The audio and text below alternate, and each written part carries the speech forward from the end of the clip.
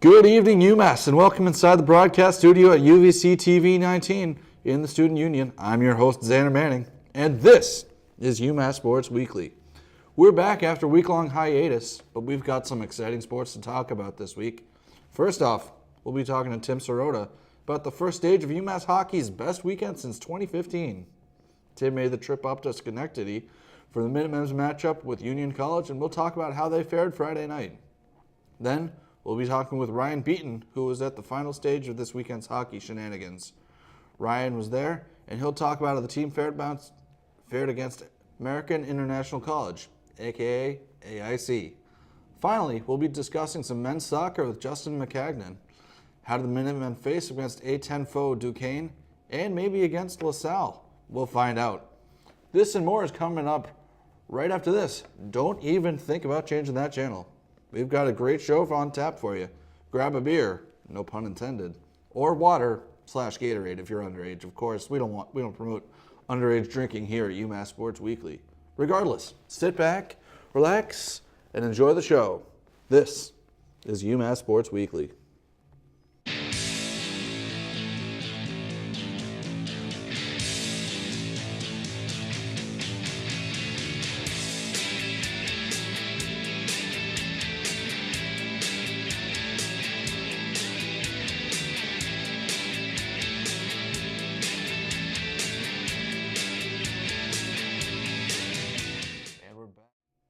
And we're back. The UMass men's hockey team is off to a 3-1 start in the 2018 campaign. Following an opening weekend split against Arizona State, the Minutemen went up to Schenectady, New York, last Friday to take on the Union Dutchmen. 5 different skaters scored for the Minutemen in a 5-4 win, and the Minutemen went 2 for 3 on the power play while going 4 for 5 on the penalty kill. They followed up Friday's victory with the home opener against AIC. Oliver Chow opened the scoring in the first period with his second goal on the weekend. And freshman John Leonard provided the other 2 goals for the Minutemen, and they came out on top 3-1. The Minutemen will be back in Amherst this weekend to host Ohio State in a 2-game weekend set at the Mullen Center. For all the insight on UMass men's hockey, we bring in Tim Sirota. Tim, how you doing? Doing very great, very fine on this Tuesday night. Some great games this weekend, but first off, how was the drive up to New York? You know, it actually felt a little bit shorter than it really was. Maybe it's just excitement to see UMass, and just kind of flew there. How long was the drive though? It's like, I don't know, 2 hours and maybe about 2 hours. 2 hours and change. 2 hours and change, maybe a little bit less. I'm not great at estimating. Not a bad drive. It wasn't a bad drive. It's like going to UMass Lowell. It's not bad at all. Yeah. Not bad at all. Well, they picked up a road win against Union on Friday. What were the keys to the victory? I think the keys to the victory was how fast they started. They came out the aggressor, no doubt about it. They were taking it to Union right from the first shift. They were clearly the more physical team, and up until Nico Rufo's goal, the ice was pretty much tilted. The whole game was being played in Union's end, and they were completely dictating the play. You saw the physical checking. Union wasn't able to get the puck out of the zone very much at all, and like I said, tilted, and then they kept getting chances, and eventually it was Rufo that scored the greasy goal. But when you're physical against the other team and you're not allowing the puck to leave their defensive zone, you're gonna get greasy goals like that, and it paid off for them, and that's exactly what happened. And then the 1-0 lead, they were able to just take that momentum for the rest of the game. Well, you got to get those greasy goals if Absolutely. you want to win. Absolutely, and that's exactly what happened. They got some greasers on Friday rather, because they were more physical and they were dictating the play. Definitely a change for the Minutemen this season. Oh yeah, from the last few seasons, It's a real more physical team this year. A lot of guys stepped up this weekend, but who was your MVP? Oh, this is an easy one for me. He's the Amherst guy, the Amherst kid. That's John Leonard. If you go on UMass Athletics, at UMassathletics.com, you'll see the MVPs of the weekend, and the men's MVP for all sports is Mr. Leonard. All sports? All sports. Wow. All men's sports. Wow. It was John Leonard, number 9. He's found a spot on that top line on the right wing, and he was checking guys right from the moment he stepped on the ice. and he was very involved in that Rufo goal. He got an assist on the play, and then following his great performance Friday, on Saturday night, he buried 2 to give the UMass the 3-1 lead. So if you can count on that guy, he's a ball. I mean, on the first line, he's a big player, and he can be a big player, and people love him. He's almost making it look too easy out there. Yeah, it's a little early for me to say that he makes it look a little too easy, but he's a fan favorite. He's gritty. He's hard-nosed. He's not afraid to get hit, not afraid to lay the body out, and he scores goals. And that's what you need to do. That's what you need to do in hockey. I mean, that's what you need to do. The hockey, you need to put the puck in the net, and when you've got number 9, John Leonard, out there, I like your chances. So we talked about him last week. We got to talk about him again this week. We're probably going to talk about him throughout the whole season. How did Makar and Ferraro look?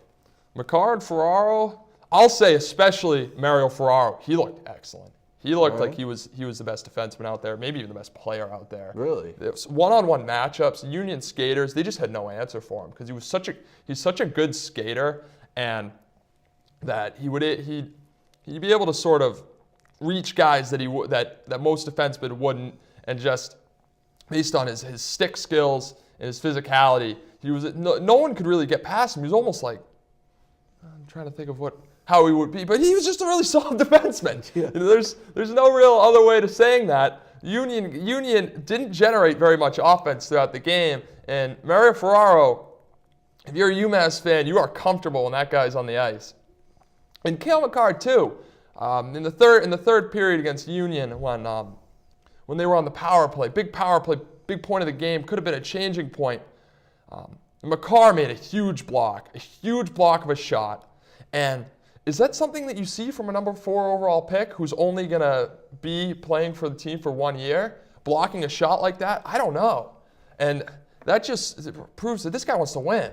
And when you got Makar and you got Ferraro as maybe your 1-2, they weren't playing on the same line this weekend, but you could see them playing on the same line eventually, since one's a right-handed and one's a left-handed shot. Or you could do the same thing and have them on 2 different lines. Those are 2 defensemen that you want. You want, if you're UMass, or if you're anybody, you want Mario Ferraro and Cale Makar on your side. I mean, you keep your fingers crossed they don't transfer to BU, am I right? Well, I don't know if you could transfer. If Makar's going to transfer 1 year, maybe he'll forego the NHL for a season, go over to the Terriers. That would be... That would be heartbreaking. It would. Heartbreaking for UMass. But it's fantasy land. Hey, who knows? But hey, Ohio State comes in this weekend. What are you looking at in this game? These 2 games, rather. I'm looking at a little bit more of the same physical, tight-checking game. Ohio State's coming off a weekend tie against RPI, 1-1 both Friday and Saturday night. They have a pretty experienced goalie. He's a transfer, but he's a redshirt junior.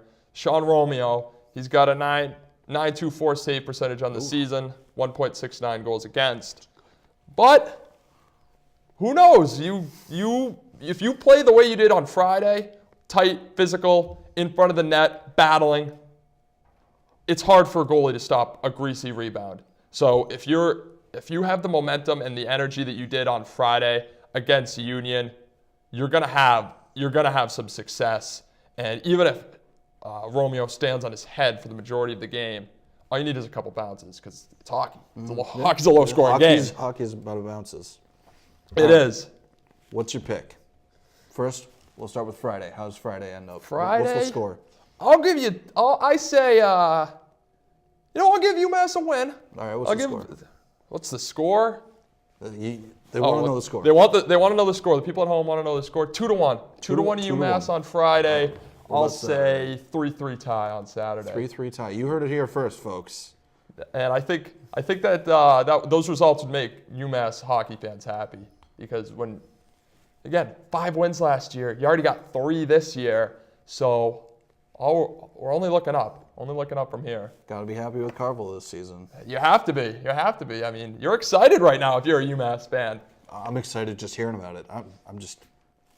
I'm ready. You're ready? Ready for the season. Ready for this week? season. I'm ready for this weekend. This is going to be a good week. I hope we get a great crowd at the Mullins Center. I really do. I don't see why we wouldn't. It's Ohio State. Ohio State, and you're starting to win, you're starting to get some mojo going, come to the games, cheer on the team, and to quote Ryan Bamford, get there early, get there loud.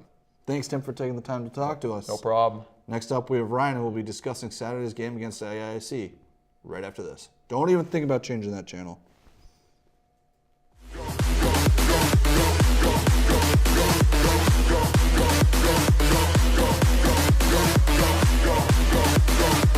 All the lights go black, boom.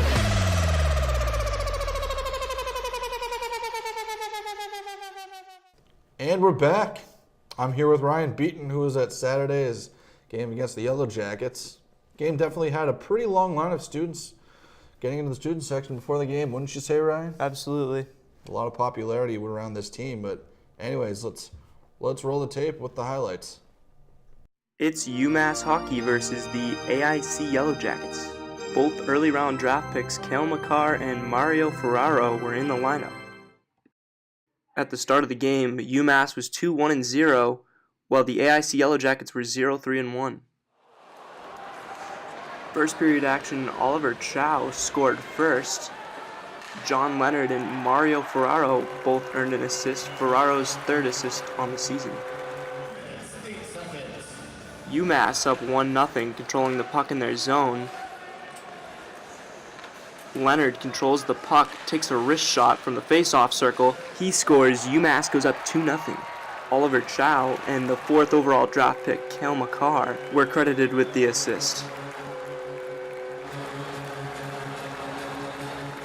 After a scoreless second, we go to the third period, where AIC looks to cut UMass's lead in half. Dominic Florian redirects a shot that is at first called a goal, celebrates with teammates just to realize the goal is under review.